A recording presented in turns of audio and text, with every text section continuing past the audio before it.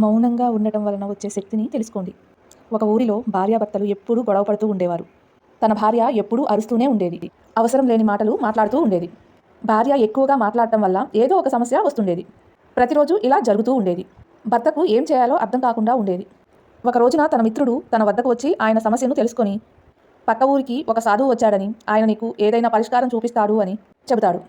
అది విన్న ఆ వ్యక్తి మరునాడు ఉదయాన్నే తన భార్యను తీసుకొని ఆ సాధువు వద్దకు చేరుకున్నాడు. గురువుగారికి నమస్కరించి, గురుదేవా, నా భార్య ఎప్పుడూ ఏదో ఒకటి మాట్లాడుతూనే ఉంటుంది. అనవసరమైన విషయాల గురించి మాట్లాడుతూ నాతో గొడవ పడుతూ ఉంటుంది. నేను చాలా నచ్చజెప్పే ప్రయత్నాలు చేశాను. తక్కువగా మాట్లాడమని, మౌనంగా ఉండమని చెప్తూనే ఉన్నాను. కానీ నా మాటలు అస్సలు వినడం లేదు. దానివల్ల మా ఇంట్లో చాలా గొడవలు జరుగుతూ ఉంటాయి అని చెప్పాడు. అప్పుడు ఆ సాధువు, నేను ముందుగా మీకు ఒక కథ చెబుతాను, వినండి. అది విన్న తర్వాత మీకు బాగా అర్థమవుతుంది. ముందు కథను జాగ్రత్తగా వినండి అంటూ ఆ సాధువు కథను చెప్పడం ప్రారంభించాడు. పూర్వం మా గురువుగారి ఆశ్రమంలో ఒక శిష్యుడు ఉండేవాడు. అతను చాలా ఎక్కువ మాట్లాడేవాడు. ఎప్పుడూ కూడా ప్రశాంతంగా ఉండేవాడు కాదు. అక్కడి మాటలు ఇక్కడ, ఇక్కడి మాటలు అక్కడ చెబుతూ ఉండేవాడు. అతను భిక్ష కోసం ఊర్లోకి వెళ్ళి ఏదో ఒక విషయాన్ని తీసుకువచ్చి మిగతా శిష్యులకు చెబుతూ ఉండేవాడు. ఎదుటివారి ముందు నేనే గొప్ప అని నిరూపించుకునే ప్రయత్నం చేసేవాడు. తన గురించి తానే గొప్పగా చెప్పుకునేవాడు. ఆశ్రమంలో తాను మాత్రమే గొప్ప అనే భావన అతనికి ఉండేది. నేను చాలా గొప్ప వాళ్ళ ఇంట్లో జన్మించాను. నేను అనుకుంటే చాలా సుఖంగా జీవించేవాడిని. కానీ నేను అన్నిటినీ విడిచి ఇక్కడికి వచ్చాను.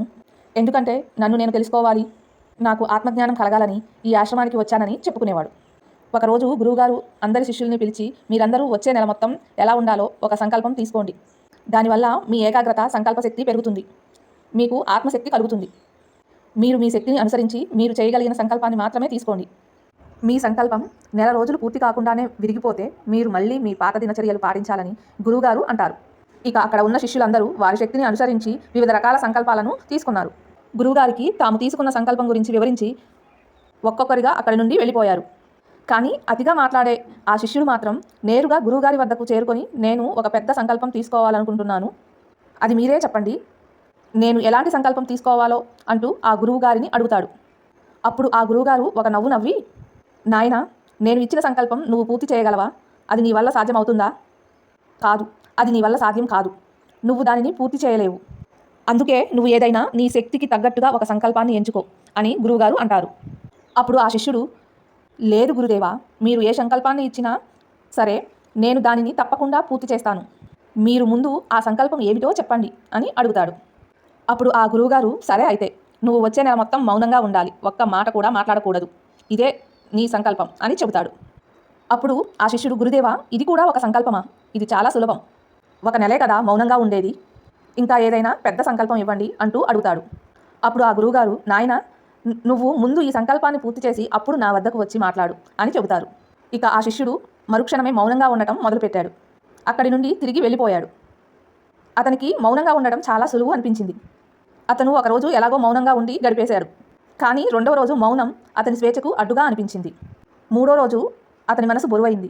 ఇక 4వ రోజు నుండి అతని మనసులో ప్రశాంతత లేదు. ఎందుకంటే ఆ ఆశ్రమంలోని అందరి శిష్యులు ఒకరితో ఒకరు బాగా మాట్లాడుకుంటున్నారు. తాను కూడా వాళ్ళతో మాట్లాడాలనుకున్నాడు. కానీ అతని సంకల్పం అతనికి అడ్డు వస్తుంది. అందుకే అతను మౌనంగా ఉండిపోయాడు. ఇలా కొన్ని రోజులు గడిచిపోయాయి. మెల్లగా ఆ శిష్యుడు అనారోగ్య పాలయ్యాడు. అతని తల ఆలోచనలతో బరువెక్కింది. ఆహారం కూడా సరిగ్గా తీసుకోవడం లేదు. అతని ఆలోచన కేవలం మాట్లాడాలనుకుంటున్నాడు. ఇక అతను నేరుగా గురువు వద్దకు వెళ్ళి ఒక కాగితం మీద రాసి చూపించాడు. గురుదేవా, నేను మాట్లాడాలనుకుంటున్నాను. మాట్లాడుకుంటే నాకు శ్వాస కూడా ఆడడం లేదు. నాకు ప్రశాంతత లేదు. ఇప్పుడు నేను ఏం చేయాలి? సంకల్పాన్ని వదిలేయాలంటే అని రాసి చూపించాడు. అది చదివిన గురువుగారు, నాయన, ఎవరికైతే సంకల్పాన్ని పూర్తి చేస్తారో వారిలో అంతర్గతంగా ఆత్మశక్తి పెరుగుతుంది. అంతర్గతంగా శక్తి ఉన్నవాడు జీవితంలో ఉన్నత స్థానానికి చేరుకుంటాడు. సంకల్పం తీసుకోవటం నీ చేతుల్లోనే ఉంది. సంకల్పం విడిచిపెట్టడం కూడా నీ చేతుల్లోనే ఉంది. నీ తోటి శిష్యులలో చాలామంది శిష్యులు తమ సంకల్పాన్ని మధ్యలోనే విడిచి పూర్వపు దినచర్యలలో సాగిపోతున్నారు. నీతో కాకపోతే నువ్వు కూడా ఈ సంకల్పాన్ని వదిలేసి పాత దినచర్యలోకి రావచ్చు. కానీ నువ్వు ఈరోజు ఈ చిన్న సంకల్పాన్ని పూర్తి చేయలేకపోతే ఇక జీవితంలో వచ్చే పెద్ద పెద్ద సంకల్పాన్ని ఎలా నెరవేరుస్తావు? ఇక నీ ఇష్టం అని చెబుతారు గురువుగారు. గురువుగారు చెప్పిన మాటలు ఆ శిష్యుని మనసుకు తగిలాయి. ఏమీ మాట్లాడకుండా తిరిగి తన గదిలోకి వెళ్ళిపోయాడు. అప్పటి నుండి తనకు అత్యవసరమైన పనుల కోసం మాత్రమే బయటికి వచ్చి మళ్ళీ లోపలికి వెళ్ళిపోయేవాడు. ఇలా 15 రోజులు గడిచిపోయాయి. ఆశ్రమంలోని శిష్యులందరి సంకల్పాలు విరిగిపోయి అందరూ పాత పద్ధతిలోనే జీవిస్తున్నారు. కానీ అతని సంకల్పం మాత్రం ఇంకా అలాగే ఉంది. ఎవరితో మాట్లాడటం లేదు. ఆశ్రమంలోని వారందరూ ఆశ్చర్యపోతున్నారు. అంతగా మాట్లాడే ఆ శిష్యుడు మౌనంగా ఎలా ఉంటున్నాడో అని అనుకుంటున్నారు.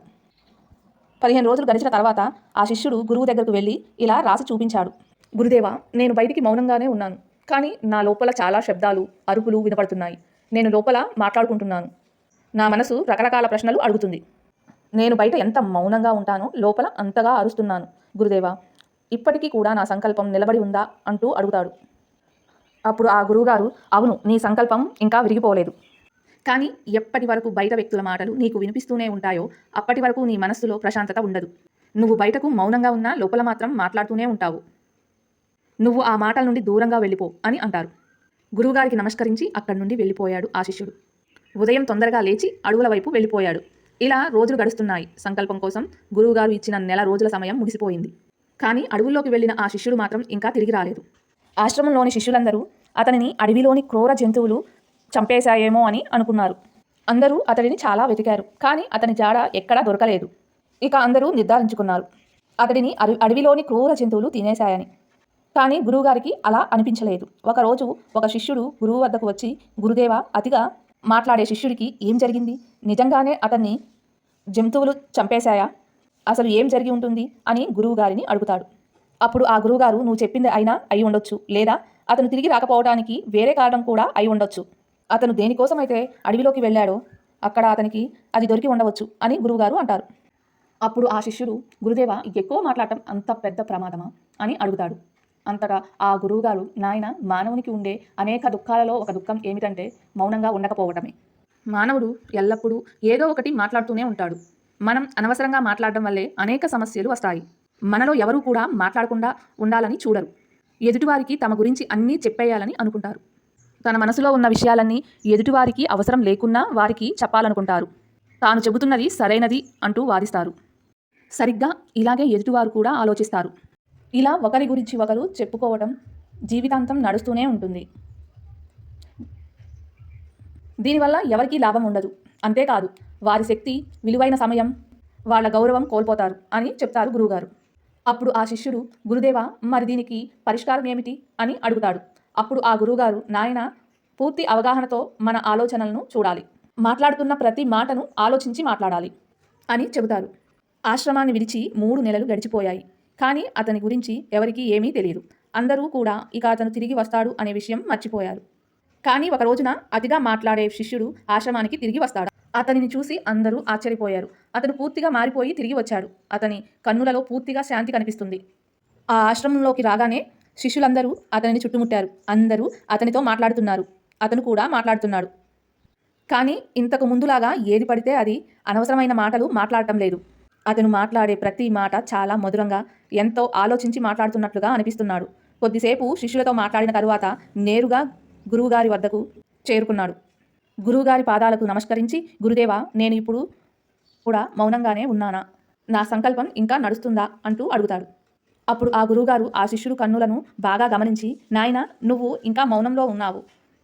నువ్వు ఏమీ మాట్లాడటం లేదు. నీ సంకల్పం ఇంకా నడుస్తూనే ఉంది అని అంటాడు. అప్పుడు ఆ శిష్యుడు, గురుదేవా, నేను ఆశ్రమం నుండి అడవిలోకి వెళ్ళినప్పుడు బయటికి మాట్లాడలేదు. కానీ నా లోపల చాలా రకరకాల శబ్దాలు, అరుపులు వినిపించేవి. నా మనసులో చాలా రకరకాల ప్రశ్నలు ఉండేవి. నేను ఇంకా అడవి లోపలికి వెళ్ళాను. అక్కడ మానవ మాతృలు ఎవరూ లేరు. నాకు శాంతి లభిస్తుందని అటు వెళ్ళాను. నేను ఎంతో ఏకాంతంలోకి వెళ్ళాను. నా లోపల ఉన్న శబ్దాలు మరింతగా పెరిగాయి. అప్పుడు నాకు అర్థమైంది, నేను ఎంత పెద్ద తప్పు చేశాను. నేను నా కుటుంబీకులతో, నా స్నేహితులతో మాట్లాడిన మాటలన్నీ నాకు గుర్తుకు వచ్చాయి. ఎదుటివారిని నా మాటలతో ఎంత ఇబ్బంది పెట్టానో నాకు అర్థమైంది. చాలా రోజుల వరకు పాతవన్నీ నాకు గుర్తుకు వస్తున్నాయి. కానీ మెల్లిమెల్లిగా ఒక్కొక్కటిగా నా మనసులో నుంచి పాత విషయాలన్నీ తొలగిపోయాయి. ఇక లోపల నుండి కూడా నేను మౌనంగా ఉన్నాను. ఆ అడవిలో నాకు కొత్త విషయాలు చెప్పేవారు అక్కడ ఎవ్వరూ లేరు. మెల్లమెల్లగా నాకు శాంతి లభించింది. ఇప్పుడు ఏ ఆలోచన లేదు. ఎవరితో మాట్లాడాల్సిన అవసరమూ లేదు. ఆ రోజు నాకు పూర్తిగా 4 వైపుల నుండి శాంతి లభించింది. అయినా కూడా కొన్ని శబ్దాలు వినపడ్డాయి. ఆ శబ్దాలు ముందు కూడా వచ్చేవి, కానీ నేనే వినలేకపోయాను. ఆ శబ్దాలు ఏమంటే, గాలి వీస్తున్న శబ్దం, పక్షుల కిలకిల శబ్దం, పారే నీటి శబ్దం. ఇవన్నీ నేను మొదటిసారి విన్నాను. అన్ని వైపుల నుండి నాకు శాంతి లభించింది. నాకు ఇంతకు ముందు ఎప్పుడూ ఇంత శాంతి లభించలేదు. ఇప్పుడు నేను ఆశ్రమంలోని శిష్యులతో మాట్లాడాను. గురుదేవా, ఇప్పుడు మీతో మాట్లాడుతున్నాను. నేను అన్నీ చూస్తున్నాను, నడుస్తున్నాను. కానీ నేను లోపల మాత్రం చాలా ఏకాంతంగా ఉన్నాను, మౌనంగా ఉన్నాను. నా మనసులో ఏ ఆలోచనలు లేవు. ఇప్పుడు కూడా నేను ఏకాంతంగానే ఉన్నాను అని శిష్యుడు అంటాడు. అప్పుడు ఆ గురువుగారు, నాయన, మనం బయటికి మాట్లాడుతున్నన్ని రోజులు లోపల అశాంతి ఉంటుంది. ఏ రోజు అయితే లోపల పరిశీలించి చూసుకుంటామో అప్పుడు బయటకు మనం మాట్లాడలేము. లోకంలో ఎన్ని చెడు పనులు జరుగుతాయో అవన్నీ కూడా కేవలం ముందుగా మాటలతోనే మొదలవుతాయి. మనం అవసరానికి మించి మాట్లాడతాం. మనం ఎదుటివారు చెప్పేది వినం. ముందుగా మన గురించి గొప్పగా చెప్పుకుంటాం. దీనివల్ల మన విలువైన శక్తి, సమయం రెండూ వృధా అయిపోతాయి అని గురువుగారు చెప్తారు. ఇదంతా విన్న శిష్యుడు గురువుగారికి నమస్కరించి తిరిగి అక్కడి నుండి దూరంగా వెళ్ళిపోయాడు. ఈ కథను ముగించిన సన్యాసి ఆ దంపతులకి ఇలా చెప్తాడు. చూడండి, ఎప్పుడైతే ఒకరు చెప్పేది పూర్తిగా వినకుండా అనవసరంగా మాట్లాడతారో, ఎదుటివారిని అర్థం చేసుకోకుండా మాట్లాడతారో అప్పుడు గొడవలు మరింతగా పెరుగుతాయి. ముందుగా మీరు శాంతంగా ఉండటం నేర్చుకోండి. మాట్లాడుతున్న ప్రతి మాట ఆలోచించి మాట్లాడండి.